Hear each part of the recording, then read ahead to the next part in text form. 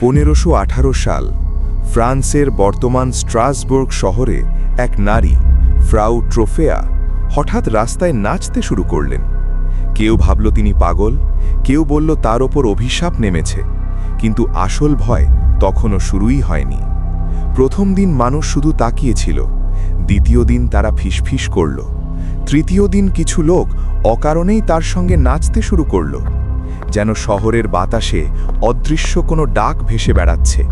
বাজারের মাঝখানে, গির্জার ছায়ায়, সরু পাথরের রাস্তায় মানুষ নাচছে, থামছে না, থামতে পারছে না।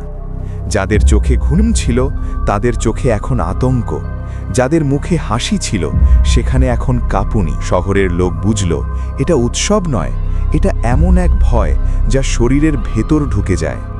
রাত নামল, কিন্তু নাচ থামল না। ভোরের আগে শহরের এক বৃদ্ধ ফিসফিস করে বলল, রোগটা শরীরে নয়, মানুষের মনে ঢুকেছে। আর তখনই সবাই প্রথমবার সত্যিকারের ভয় পেল, কারণ যদি ভয়ও ছোঁয়াচে হয় তবে পরের মানুষটা কে? ঐতিহাসিকভাবে 1518 সালের এই ড্যান্সিং প্লেগে স্ট্রাসবুর্গে বহু মানুষ দিনের পর দিন নিয়ন্ত্রণহীনভাবে নেচেছিল। কারণটি আজও নিশ্চিতভাবে জানা যায়নি।